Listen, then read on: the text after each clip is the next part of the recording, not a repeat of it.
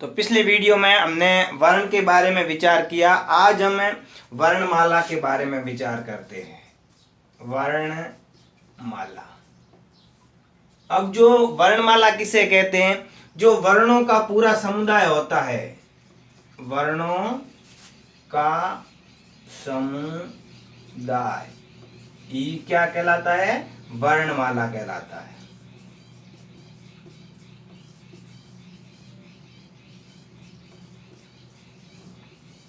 तो जो वर्णमाला है वो वर्णों का पूरा समुदाय होता है। जो वर्ण होते हैं उनका पूरा समुदाय, जिसके अंदर स्वर और व्यंजन दोनों आ जाते हैं। तो हिंदी में वर्णों को मुख्य रूप से दो भागों में विभाजित किया गया है। एक तो होता है तो स्वर और एक होता है व्यंजन। हम उसके बारे में अध्ययन करेंगे। तो वर्णों का जो समुदाय होता है उसी को क्या कहा जाता है? वर्णमाला कहा जाता है। अब जो हिंदी के अंदर हिंदी भाषा है, इस हिंदी भाषा के अंदर जो स्वर, जो वर्णमाला है, उनको दो भागों में बांटा गया है। एक होता है स्वर और दूसरा होता है व्यंजन।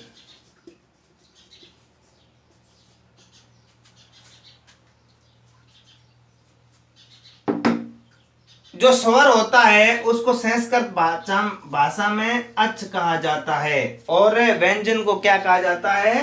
हल कहा जाता है। यानी कि संस्कृत के अंदर ये भी ध्यान रखना, कभी कभार पूछ लिया जाता है कि अच निम्न में से अच कौन सा है या हल कौन सा है। तो व्यंजन को क्या कहा जाता है? संस्कृत भाषा में हल कहा जाता है, स्वर को अच कहा जाता है।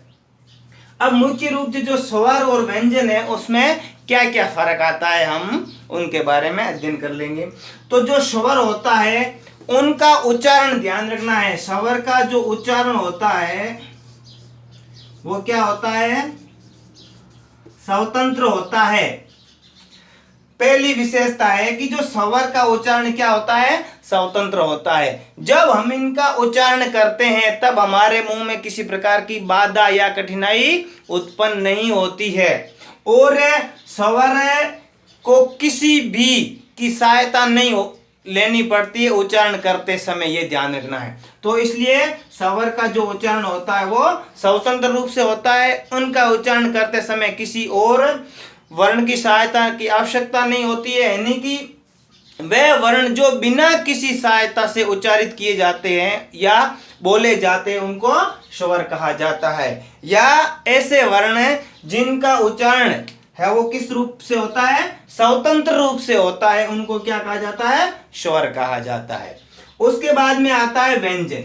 अब जो व्यंजन होता है, जैसे हमने लिख दिया मान लीजिए क।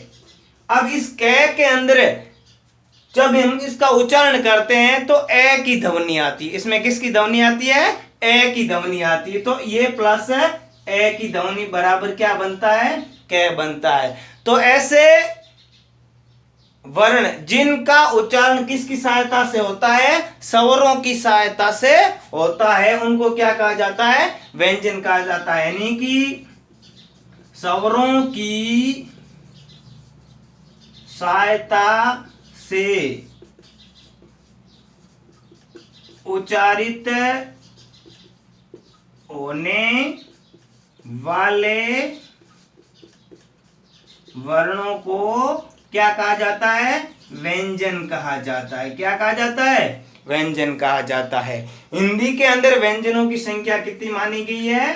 33 मानी गई है और स्वर की संख्या है वो 11 मानी गई है। अब व्यंजन की और विशेषता देखते हैं। पहली विशेषता तो क्या है कि इनका उच्चारण है वो किसकी सहायता से होता है? स्वरों की सहायता से होता है। दूसरा है कि इनका उच्चारण करते समय हमारे मुंह में क्या होता है? संघर्ष होता है, जीभ कहीं न कहीं स्पर्श करती है। तो उसी के आधार पर इनको अलग अलग कंठीय, तालव्य, मूर्धन्य, दंतीय, ओष्ठीय आदि अलग अलग उच्चारण स्थान के आधार पर इनको अलग अलग भागों में बांटा गया है। यानी कि जो हमारा हिंदी के अंदर व्यंजन है उसमें क वर्ग है, च वर्ग है, ट वर्ग है, प वर्ग है। ये सारे वर्गों को भी आगे उच्चारण की दृष्टि से बांटा गया, जिसका हम आगे अध्ययन करेंगे। तो समझ में आ गया व्यंजनों का जो उच्चारण है वो स्वरों की सहायता से होता है। इनका उच्चारण करते समय हमारे मुंह में किसी न किसी प्रकार का संघर्ष होता है, बाधा होती है, और व्यंजनों का कभी भी स्वर के बिना उच्चारण नहीं किया जा सकता है, ये ध्यान रखना है। और जो स्वर आते हैं वो किस पे आते हैं? व्यंजन पर ही आते हैं, ये ध्यान रखना। स्वरों का प्रयोग किस पे किया जाता है? व्यंजन पर ही किया जाता है। एक आता है शब्द मात्रा। मात्रा का मतलब क्या होता है कि जो स्वर होता है उस स्वरों का उच्चारण में लगने वाला समय। अब हम इस वीडियो के अंदर स्वर के बारे में पूरा अध्ययन करेंगे और अगले वीडियो में व्यंजन के बारे में अध्ययन करेंगे।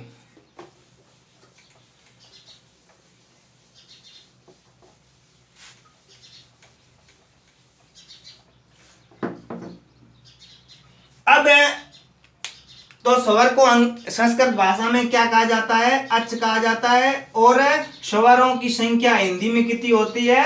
11 होती है, ध्यान रखना। अब ये 11 किस प्रकार से होती है, हम इसको अलग अलग तरीके से पहले लिख लेते हैं। जैसे ए, आ, ई, उ,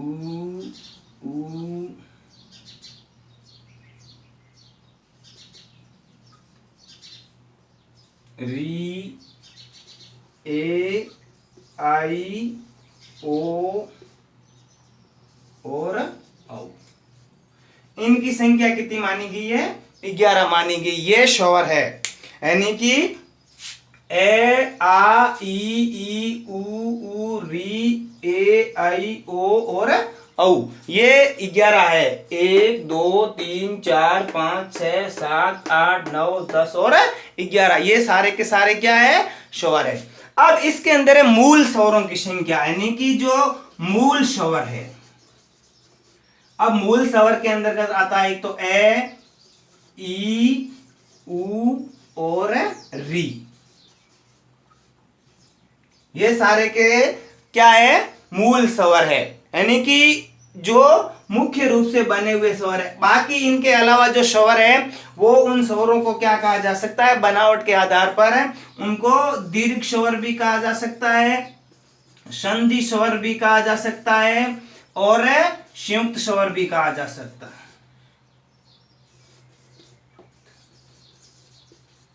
ध्यान रखना है कि मूल स्वर कौन से होते हैं? एक तो होता है ए,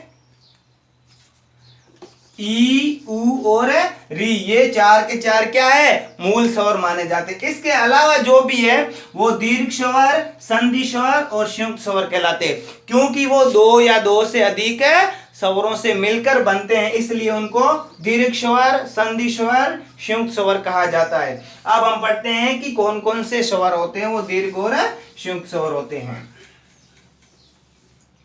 अब इसके अंदर 2 बात ध्यान रखने योग्य है कि इसको संधि स्वर, तो जो भी मूल स्वर है इनके अलावा सारे स्वर है मूल स्वरों के अलावा, यानी कि कुल स्वर कितने हैं? 11। 11 में से 4 चले जाते हैं तो पीछे कितने रहते हैं? 7 स्वर है, वो क्या माने जाते हैं? संधि स्वर माने जाते हैं। यानी कि 1 2 3 4 5 6 और 7।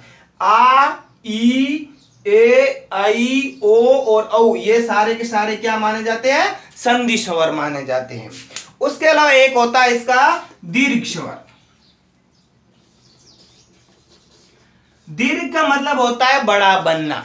अब बड़ा क्या होता है? इसके अंदर सजातीय, जैसे ए प्लस ए मिलकर क्या बनता है? आ, यानी कि ये सहजातीय। सहजातीय इसलिए कहते हैं कि इनको सहजातीय भी कहा जाता है। सहजातीय इसलिए कहा जाता है कि ये स्वयं की जात का है। ए और ए दोनों एक ही जात भर के क्या बनता है? आ बनता है। इसके अलावा होता है ई प्लस ई बनकर ई बनता है। उसके अलावा और उ प्लस उ बनकर उ का निर्माण करते हैं। अब ध्यान ये रखना है, ये 3 तो सजातीय हो गए, लेकिन री प्लस री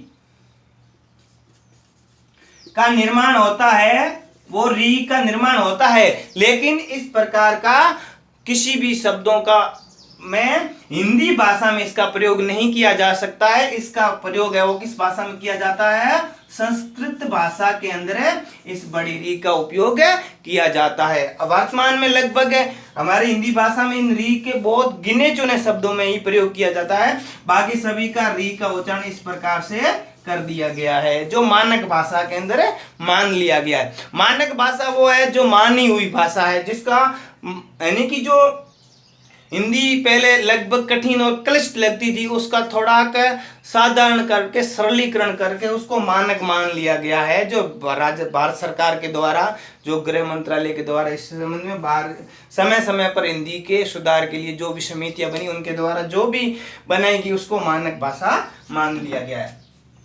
अब यहाँ ये ध्यान रखना है एक और है, कभी कभार क्या होता है कि हम जब संधि का अध्ययन करेंगे तो इसके अंदर पहला आप ए और आ का निर्माण हो सकता है, या दोनों आ का हो सकता है, या ई बड़ी हो सकता है, ये अलग बात है, लेकिन मूल रूप से ये इनका निर्माण होता है।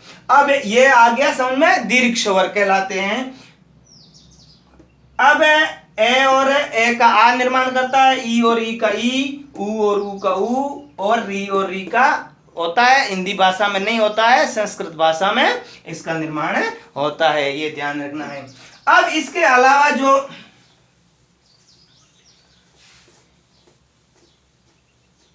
आगे का निर्माण है वो इस प्रकार से है।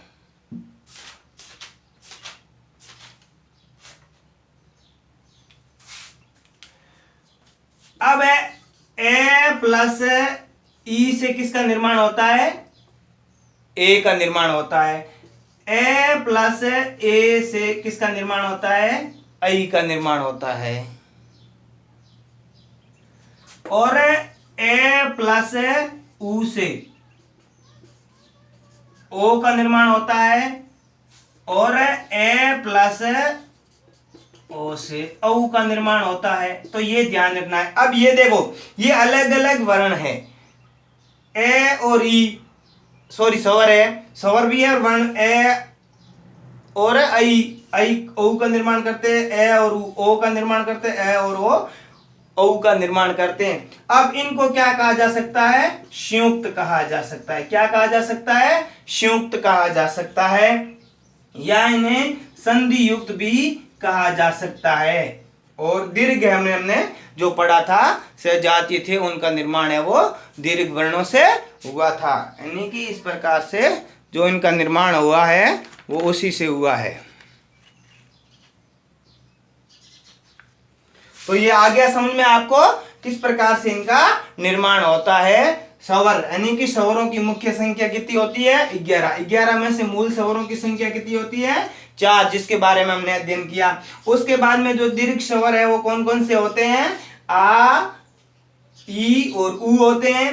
री भी होती है, लेकिन उसका उपयोग संस्कृत भाषा में किया जाता है। उसके बाद में जो संयुक्त और संधि स्वर होते हैं, ए और ई ए का निर्माण करते हैं, ए और ए आई का निर्माण करते हैं, ए प्लस ऊ ओ का निर्माण करते हैं, और ए प्लस ओ मिलकर औ का निर्माण करते हैं। इस प्रकार से ये हिंदी में स्वर है। अब आज हमने किसके बारे में पढ़ा था? वर्णमाला के अंदर स्वर और व्यंजन के बारे में पढ़ा था। फिर स्वरों को किस प्रकार से उनका निर्माण हुआ है, मूल स्वर कौन से हैं और संयुक्त स्वर कौन से हैं और दीर्घ स्वर कौन से, इनके बारे में हमने अध्ययन किया था।